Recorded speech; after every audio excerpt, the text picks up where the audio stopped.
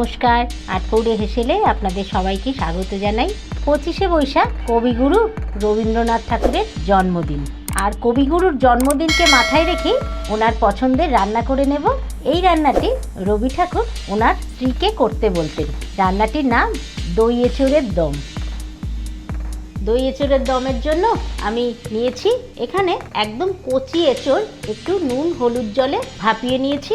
সাথে নিয়েছি টুকরো করা ছোট আলু।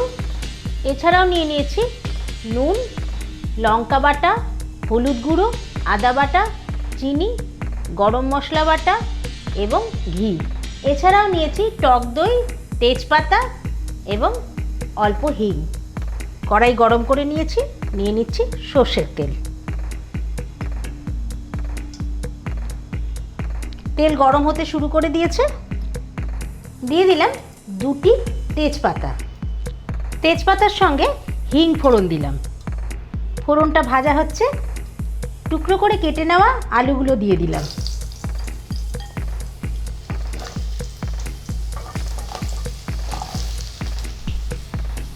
নিচ্ছি নুন, সামান্য হলুদ গুঁড়ো।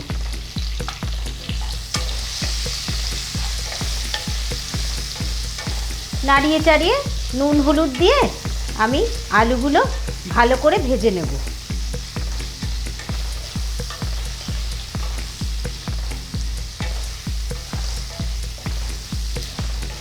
আলুটা ভাজা হয়ে গেছে। নুন হলুদ দিয়ে ভাপিয়ে রাখা এঁচোড়টা আমি দিয়ে দিচ্ছি।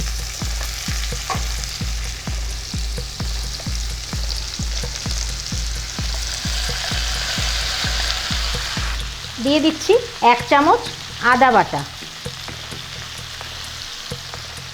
দিচ্ছি 1 চামচ লঙ্কা বাটা।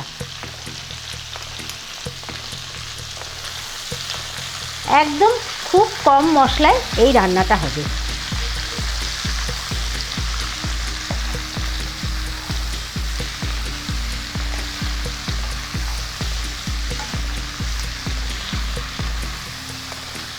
এই রান্নাটিতেও আমি কিন্তু খুব বেশি তেল দিয়ে দিই, এতগুলো এঁচোড় তো। কিন্তু নামানোর আগে একটু ঘি দেব। নিয়ে নিচ্ছি 1 বাটি টক দই।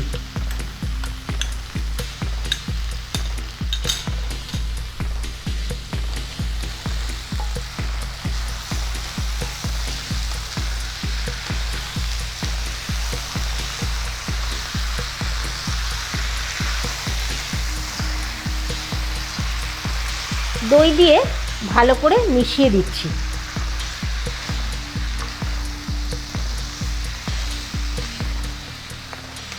আমি এখানে সামান্য একটু নুন দিচ্ছি।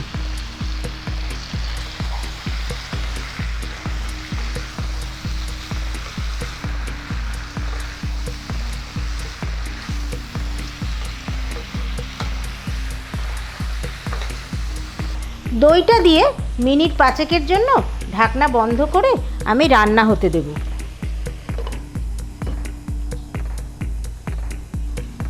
5 মিনিট পরে ঢাকনা খুলে দিচ্ছি।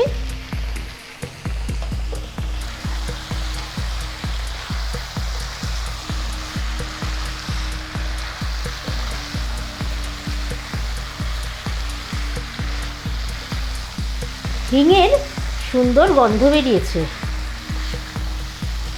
মশলা কিন্তু তেমন আমি কিচ্ছু দিইনি।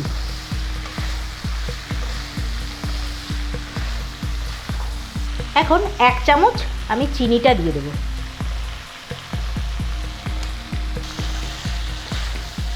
চিনি দিয়ে আবারও কিছুক্ষণ কষিয়ে নিচ্ছি।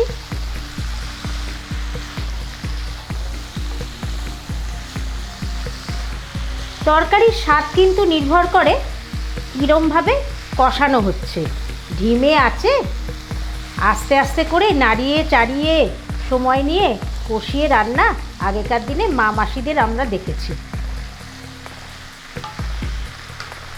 পরিমাণ মতন জল দিয়ে দেব।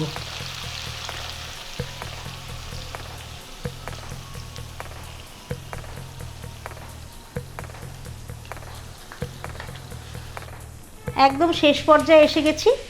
দিয়ে দিচ্ছি গরম মশলা বাটাটা।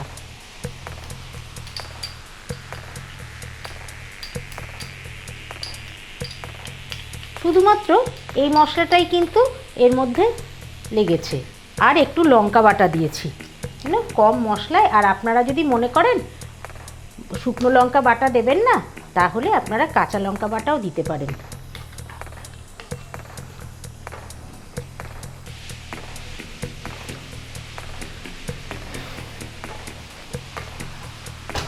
গরম মশলা বাটাটা দিয়ে ভালো করে নাড়িয়ে চাড়িয়ে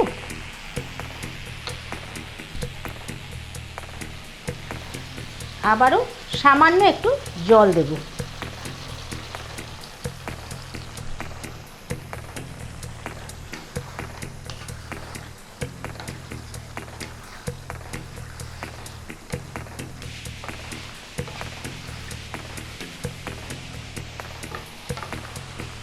রান্না করতে করতে জলটা কম হয়ে গিয়েছিল বলে আমি একটু গরম জল দিয়ে দিলাম।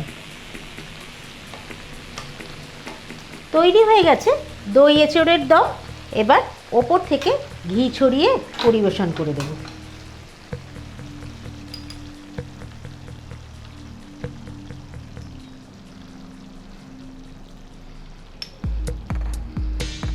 কেমন লাগলো অবশ্যই কমেন্ট করে জানাবেন, লাইক শেয়ার করবেন। আর আটপৌরে হেসেল চ্যানেলটিকে যারা এখনও সাবস্ক্রাইব করেননি, সাবস্ক্রাইব করে নিন। আর আমার ফেসবুক পেজ আটপৌরে হেসেল ফলো করুন। আজকের মতন বিদায় নিচ্ছি, আবার দেখা হচ্ছে অন্য দিন অন্য রান্না নিয়ে। নমস্কার।